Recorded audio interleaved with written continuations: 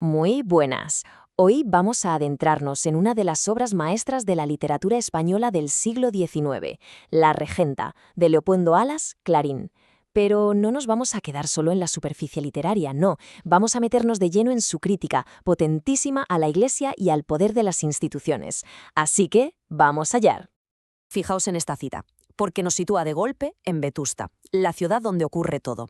Y esto no es una simple descripción, es una declaración de intenciones. Todo, absolutamente todo, transcurre a la sombra de la catedral. Esta imagen es clave porque ya nos está diciendo que vivimos en una sociedad asfixiada, dominada por una influencia de la que nadie puede escapar. Porque en el fondo, la regenta no va solo de religión, va de un conflicto mucho más humano, mucho más universal. La búsqueda de una fe auténtica, personal, frente al poder, a veces aplastante, de la institución. Y es justo esa tensión la que lo mueve todo en la novela. Vetusta no es un simple escenario, que va, es un personaje más. Es, digamos, un microcosmos de la España de la Restauración, un lugar donde la Iglesia no solo se ocupa de las almas, sino que dicta las normas sociales, hace y deshace alianzas con los ricos y, en definitiva, controla la moral de todo el mundo. Su poder es total. Y en el centro de esta ciudad tenemos a dos gigantes. Por un lado, Ana Ozores, la regenta, un alma apasionada, con una sed espiritual enorme, pero que vive atrapada. Y por otro, Fermín de Pas, el magistral, que no es un cura cualquiera, no. Él es la encarnación de la Iglesia como poder, ambicioso, inteligente y con un carisma arrollador. Su relación va a ser el verdadero campo de batalla de la novela.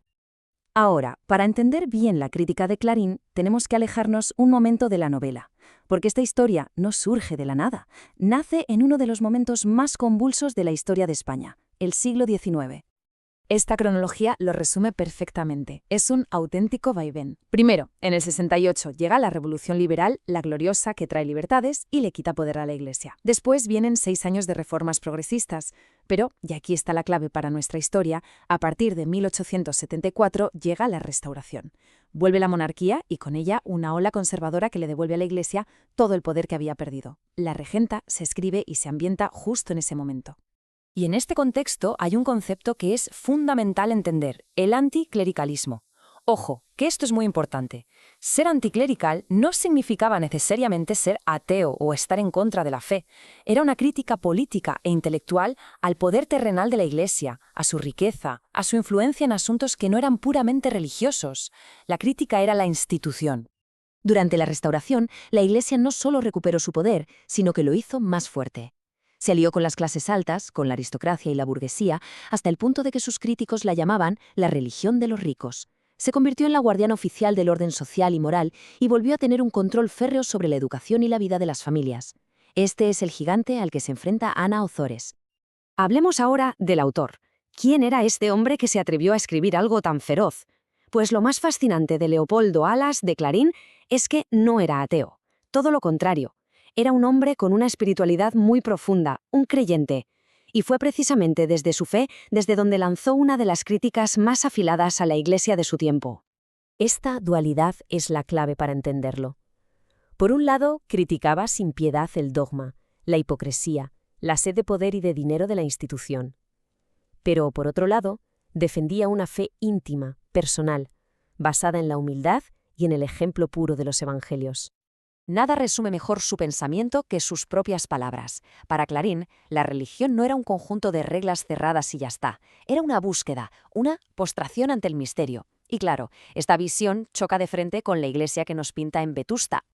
Volvemos a la novela, porque ahora vamos a ver cómo Clarín convierte toda esta crítica en literatura. Y lo hace a través de su personaje más complejo y potente, el magistral, don Fermín de Pas.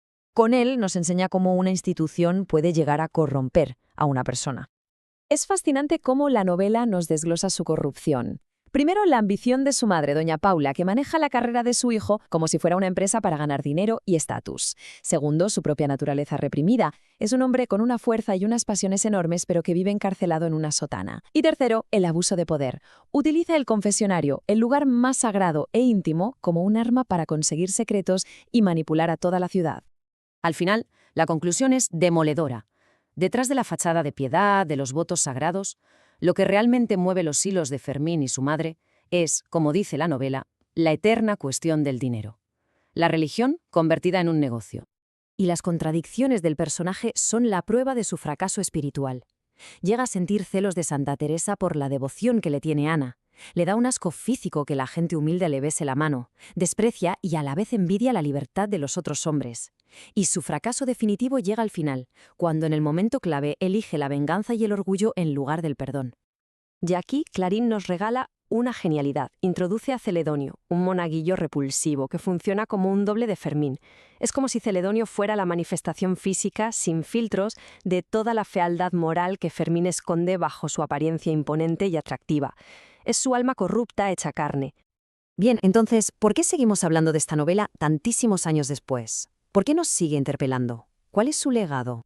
La tesis central es clara y es demoledora. La regenta usa la corrupción de la Iglesia como un espejo para mostrarnos la decadencia de toda una sociedad.